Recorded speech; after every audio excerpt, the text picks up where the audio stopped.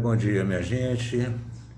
Só para fazer um complemento daquilo que a gente começou ontem, né, sobre o Brasil, a gente trabalhou com a parte da expansão marítima, da contextualização histórica, né, da expansão marítima, o vínculo dela com o Estado Nacional, dos Estados Nacionais que se formavam, aquela coisa toda. E a gente apontou, então, para o que a gente costuma chamar de período pré-colonial, ou seja, um primeiro momento da história entre Brasil e Portugal, em que o interesse português pela colônia foi bastante pequeno, ou seja, não houve aquele impulso inicial pela colonização, evidentemente, né, meu pessoal, porque a colonização está vinculada ao mercantilismo, às necessidades do mercantilismo em especial, né? Portanto, se não há produto, se não há nada de grande interesse, a colonização não vai acontecer. A colonização é um negócio muito caro, muito complicado, né? Administrativamente, financeiramente, tudo muito complicado, tá? E Portugal é um estado pequeno, né? Não é uma potência econômica, como muita gente pensa, tá? Então, para colonizar uma área, especialmente uma área tão grande como a área do que era o Brasil português, exige uma justificativa, né? Especialmente exploratória, financeira e coisa e tal, certo?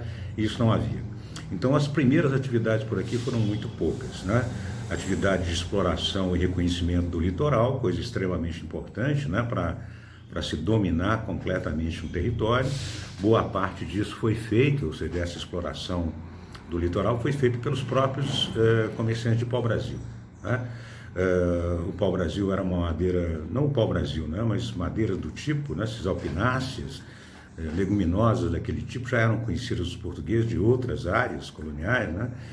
Mas a madeira brasileira tinha a característica fundamental da cor avermelhada, que era usada como tintura, como corante para tecidos, em especial na Europa, né? Isso era o principal interesse comercial com o pau-brasil. E o pau-brasil, minha gente, não é uma atividade que exija a colonização, né?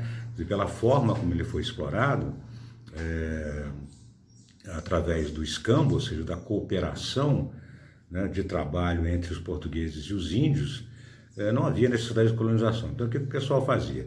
O governo português dividiu o território do Brasil português em grandes áreas, né? Essas áreas foram concedidas a vários exploradores, vários comerciantes, né, que davam um percentual do lucro aos portugueses em torno de 20%, em geral, né, pelos contratos, pela maioria dos contratos, tá? Então eles vinham para cá, exploravam o pau-brasil, faziam uma cooperação com os índios, que a gente chama de escambo, né? Escambo é a troca de trabalho por produtos, né?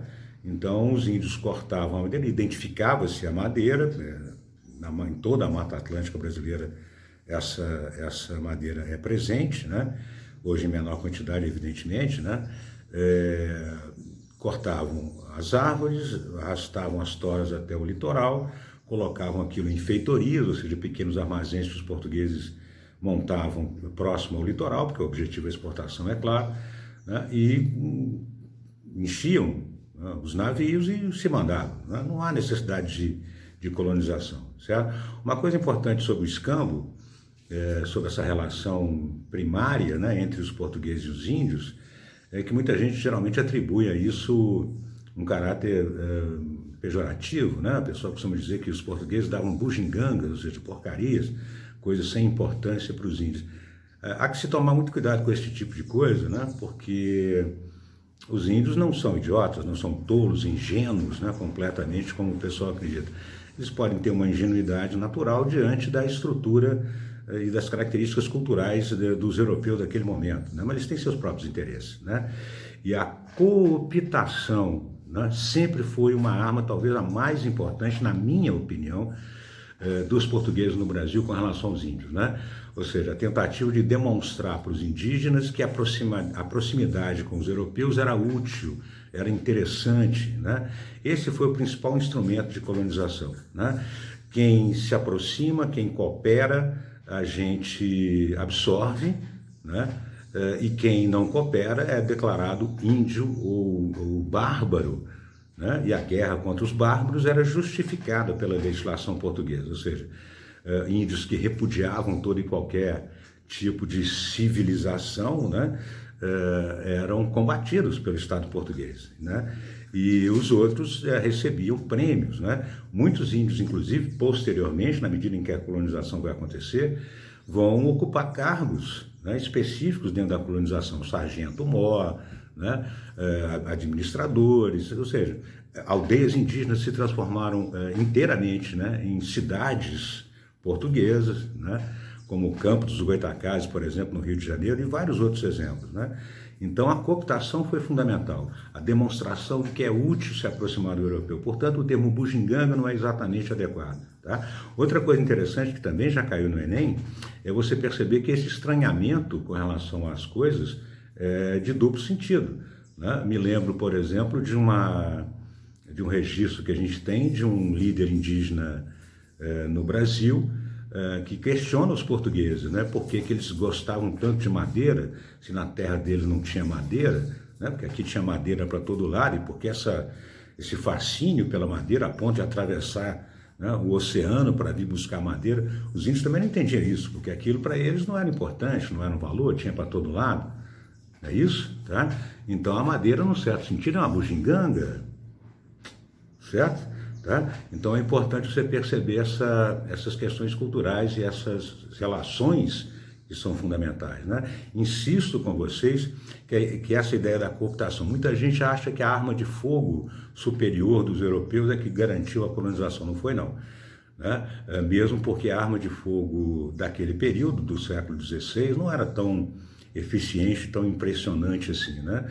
Os índios se impressionavam com o barulho daquilo, com a fumaça daquele negócio, né?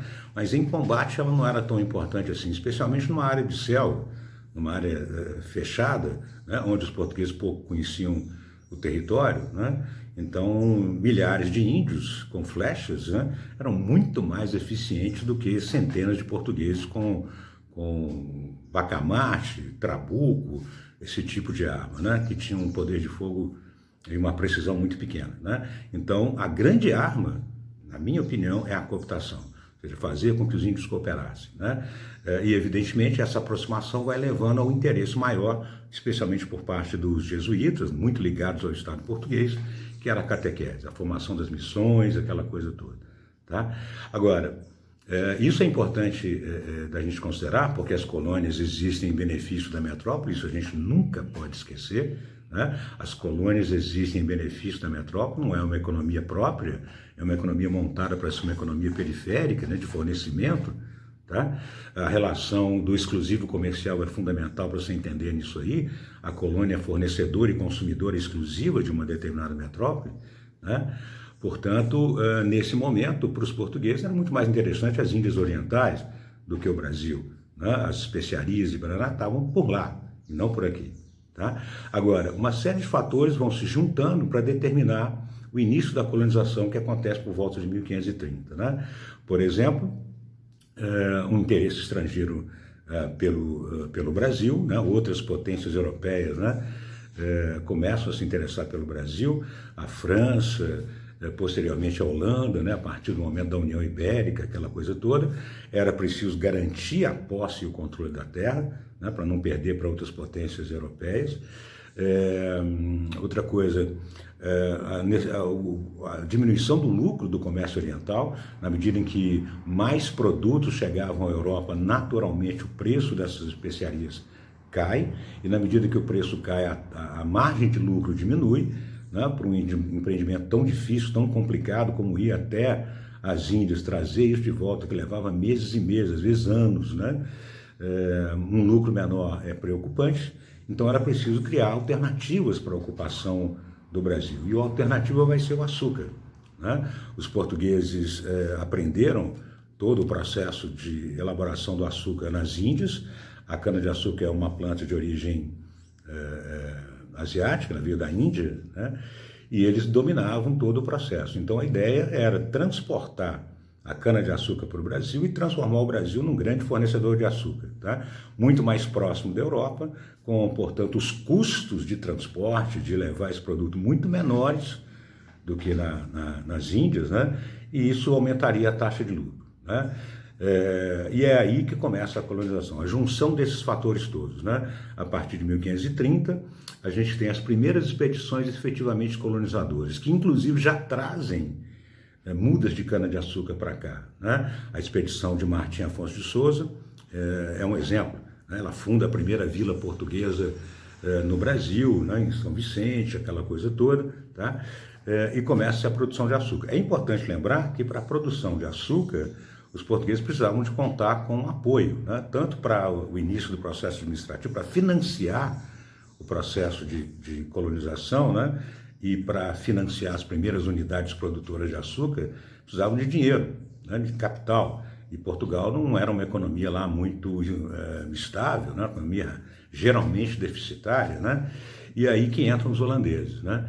O papel dos holandeses no Brasil foi muito importante. A Companhia das Índias Ocidentais Holandesas vai financiar, né, boa parte desse processo em troca de produto, né? Os holandeses não queriam exatamente dinheiro ou juros em cima de um dinheiro emprestado, eles queriam açúcar, né? Então parte do pagamento dos empréstimos holandeses a Portugal foi feito através de açúcar. Tá? Isso é importante para você perceber, porque isso vai explicar daqui a pouco, como a gente vai ver, as invasões holandesas ao Brasil, quando houver aí um atrito entre Felipe II de Espanha, agora Felipe I de Portugal, devido à União Ibérica, né, com os holandeses. Né? E isso é importante para vocês. Beleza? Tá? É isso aí. Um abraço.